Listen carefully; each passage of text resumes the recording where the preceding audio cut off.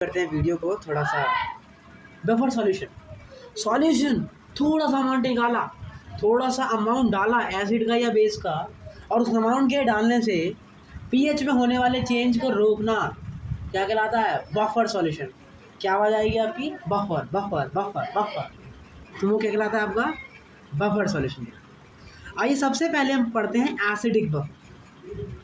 मतलब एसिड के डालने से पीएच रेसिस्ट में चेंज होना क्या कहलाता है? एसिडिक बफर कहलाता है। क्या कहलाता है? एसिडिक बफर कहलाता है। देखिए HCl है, वो क्या निकालेगा? Cl माइनस निकालेगा। तो देखो यार, कॉन्जुगेट बेस किन्हें कहते हैं ये समझ लीजिए आप। एसिड अगर H+ निकालने के बाद जो भी बचेगा उसको बोलेंगे कॉन्जुगेट बेस। तो जो एसिड है अगर वो H+ निकाल देगा तो वो क्या बनाता है? कॉन्जुगेट बेस बनाता है। जैसे ये CH3COOH है, अगर ये H+ निकाल देगा तो तुम्हारा क्या बनाएगा? CH3CO-। उसी को क्या बोलते हैं? कॉन्जुगेट बेस बोलते हैं। ठीक है, जाहिर सी बात है, आप पीएच में चेंज करना चाहते हैं तो उसके लिए हम इसका यूज़ करेंगे, वीक एसिड और कॉन्जुगेट बेस। ठीक है, एसिडिक बफर में किसी का पीएच चेंज हो पाएगा तो वो वीक एसिड है, तो वीक एसिड का ही हम पीएच रेसिस्ट कर सकते हैं। तो जो आप एसिडिक बफर पढ़ रहे हो उसमें किसका पढ़ेंगे हम? वीक एसिड और कॉन्जुगेट बेस के लिए। चलिए स्टार्ट करते हैं। ये CH3COCH है, क्या करेगा ये? CH3CO- बनाएगा और साथ ही में H+ रिलीज़ करेगा। आपने साथ ही में एक सोल्ट भी लिया है जो कि पानी में जाने के बाद ये टूट जाएगा और ये बनाएगा। किसकी मात्रा ज़्यादा है? इसकी मात्रा। तो ये क्या करेगा? इस पर दबाव डालेगा, जिसकी वजह से रिएक्शन कहाँ जाएगी? पीछे की तरफ शिफ्ट होती रहेगी। होगा क्या समझिए। CH3CO- H+ है, मैंने इसमें 100 मोल H+ डाल दी। ठीक है, H+ डाले हैं तो रिएक्शन कहाँ जाएगी? इस तरफ मूव करेगी। और अब रिएक्शन का के वैल्यू क्या आ जाएगा? 1/K, जो कि काफ़ी बड़ा हो जाएगा। इसका मतलब आपके एसिडिक एसिड बहुत सारे बन जाएंगे, बहुत सारे बन जाएंगे। अब ये क्या करेगा? ये एसीटेट और H+ में टूटेगा, लेकिन अब इसका के का वैल्यू बहुत छोटा हो जाएगा। इसका मतलब अब ये रिएक्शन होगी वो बहुत कम एसीटेट आयन रिलीज करेगी। इसका मतलब पीएच में जो चेंज आएगा वो 100 H+ डालने की वजह से बहुत थोड़ा सा आया। इसी को हम क्या बोलते हैं? बफर सॉल्यूशन बोलते हैं। If a mole of strong acid is added to an acidic buffer, then the amount of conjugate base decrease by a mole and amount of weak acid increase by a mole, जिसकी वजह से आपका जो acidic buffer का जो भी pH होता है वो क्या नहीं होता? बढ़ता नहीं है, वो रेसिस्ट करता है। ठीक है, CH3CO- क्या है हमारा? कॉन्जुगेट बेस है, और कॉन्जुगेट बेस बराबर क्या आएगा? Acetate of salt plus acetate of acid. लेकिन एसिड का वैल्यू लाइटली कम हो गया, बहुत कम हो गया, तो उसको आप नेगलेक्ट कर सकते हो। तो जो कॉन्जुगेट बेस है वो किसके बराबर आएगा? Acetate of salt and ion. अब अगर मैं OH- मिला दूँ तो उससे क्या होगा? OH- बनाएगा तो क्या बनाएगा? ये एसीटेट आयन बनाएगा और वाटर रिलीज करेगा, रिएक्शन आगे मूव करेगी। अब ये क्या करेगा? इससे H+ लेगा और फिर ये बनाएगा CH3COOH, और यहाँ क्या बनेगा? OH- बनेगा। तो ये वाली रिएक्शन तो फास्ट होगी, लेकिन ये वाली रिएक्शन थोड़ी सी धीमी हो गई। तो यहाँ पर इसका जो पीएच वैल्यू है उसमें जो चेंज होगा वो बहुत कम हमें देखने को मिलेगा, जैसे आपको एसिड में देखने को मिल रहा था। देखो यहाँ पर वैल्यू क्या आ रही है? 10⁻⁹, और यहाँ क्या आ रही है? 10⁻⁹। इसका मतलब ज़्यादा कौन बनेगा? और ये क्या बनेगा? कम बनेगा। और अगर ये कम बनेगा तो इसका मतलब पीएच में चेंज कम ही आएगा OH- के डालने पर भी। If B mole of OH- are added in an acidic buffer solution, then the amount of acid is decreased by B and amount of conjugate base is increased by B mole.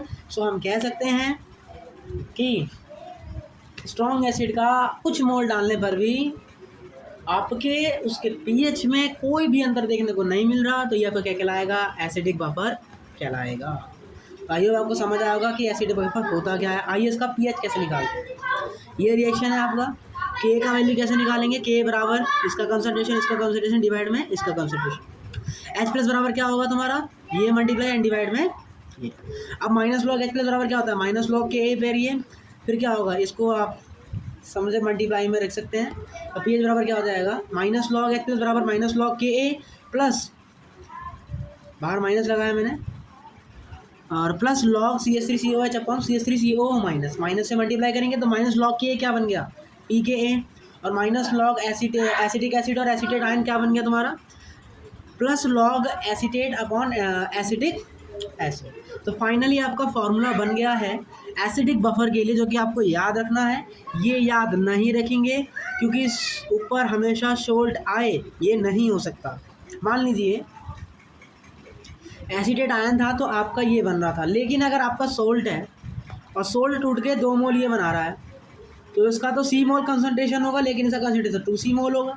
लेकिन आपने formula क्या रख रखा है कि भैया P K ए plus log salt upon acid होता है। हमने अभी क्या बोला कि conjugate base is likely to equal to the concentration of salt, यही बोला मैंने ऊपर वाली कंडीशन। तो इसका मतलब कॉन्जुगेट बेस की जगह सॉल्ट लिख सकते हैं। तो इसका मतलब ये वाला फॉर्मूला अगर आप यहाँ पे लगाओगे तो उससे क्या फ़र्क होगा, अगर आप सोल्ट लिखोगे तो सी बाय एसिड आएगा, लेकिन अगर कॉन्जुगेट बेस लिखोगे तो क्या आएगा, 2C बाय एम आएगा। तो इसका मतलब यहाँ पर कॉन्जुगेट बेस की कंसंट्रेशन सोल्ट के बराबर नहीं आ रही, तो आप यहाँ पे ये फॉर्मूला नहीं लगा सकते। आप इसको याद ही मत करो, आपके लिए केवल एक ही फॉर्मूला है, कौन सा, P H is equals to P K A. ये क्या है, कॉन्जुगेट बेस है, तो पी एच बराबर पी के ए plus log conjugate base upon में एसिड। तो अगर आपको एसिडिक बफर के लिए पी एच का वैल्यू कैलकुलेट करना है तो क्या करेंगे, P H is equals to P K A plus log conjugate base upon acid. क्या लेंगे जी, कॉन्जुगेट, क्या लेंगे हमारा, कॉन्जुगेट बेस लेंगे। अब उसी तरीके से हम बेसिक बफर के बारे में जानते हैं। तो उसमें क्या होता था, वीक एसिड में आप H प्लस डाल रहे थे स्ट्रॉन्ग एसिड का, या बेस डाल रहे थे। इसमें क्या होगा, आप स्ट्रॉन्ग एसिड का या तो OH माइनस डालोगे, या तो स्ट्रॉन्ग बेस का OH माइनस डालोगे, या स्ट्रॉन्ग एसिड का H प्लस डालोगे। तो वो क्या, पीएच चेंज को रेसिस्ट करेगा। वही सेम कहानी यहाँ पे बनेगी। और इसका पीएच का वैल्यू भी जस्ट क्या आएगा, POH बराबर P K B plus log conjugate acid upon में बेस। वहाँ क्या आता है, कॉन्जुगेट बेस अपॉन में एसिड, और यहाँ क्या आता है, कॉन्जुगेट एसिड अपॉन में बेस। आपको ये एसिडिक बफर और बेसिक बफर के दोनों के पीएच वैल्यू को याद रखना है, ताकि आप क्वेश्चन करने में कोई भी डाउट ना आए।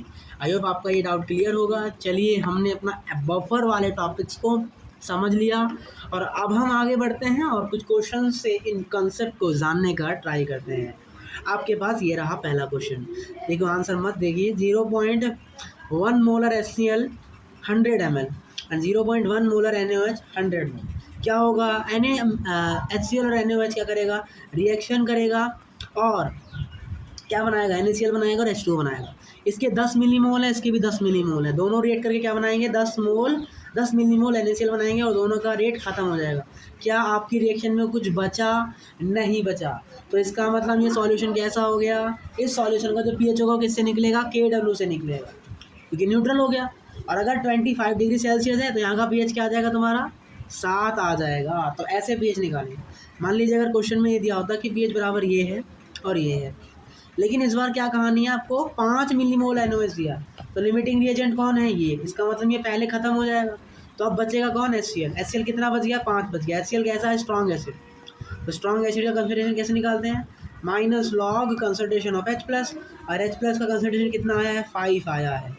कितना आया है, 5, लेकिन ये तो मोल है, और डिवाइड करेंगे किससे, वॉल्यूम से। वॉल्यूम लिखेंगे टोटल, कितना वॉल्यूम है टोटल, 150 ml। तो क्या हो जाएगा, माइनस लॉग 5/150। तो यहाँ से आपकी क्या आ जाएगी, पीएच आ जाएगी इस क्वेश्चन के लिए।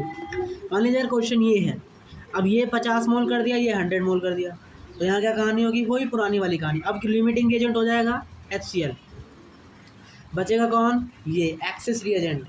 तो NaOH का कंसंट्रेशन कितना आ जाएगा, 5/150। तो POH बराबर क्या आ जाएगा, माइनस लॉग 5/150। सॉल्व करके कितना आ जाएगा, 1.48। और पीएच निकालना है तो 14 में से POH का वैल्यू घटा देंगे, आपको क्या मिल जाएगा, पीएच वैल्यू मिल जाएगा। अब ये वाला करते हैं, हम इसको समझने की बारी है। आपने 100 मोल ये लिया एसिटिक एसिड, और ये लिया एसिटिक एसिड और NaOH जब रिएक्शन करता है तो क्या बनाता है, CH3CO माइनस Na प्लस बनाता है और H2O बनाता है। ये भी 10 मोल, ये भी 10 मोल, मतलब कोई भी लिमिटिंग रेंज, मतलब सब कोई इसके बनने के बाद ख़त्म हो जाएंगे। आप इसका कैसे निकालेंगे? तो ये क्या है, ये इस पानी में जाएगा और पानी में जाने के बाद क्या बनाएगा, ये बनाएगा और ये बनाएगा। किसका हाइड्रोलाइज होगा? इसका हाइड्रोलाइज होगा। और क्या ये एक ही है जी? एक ही है।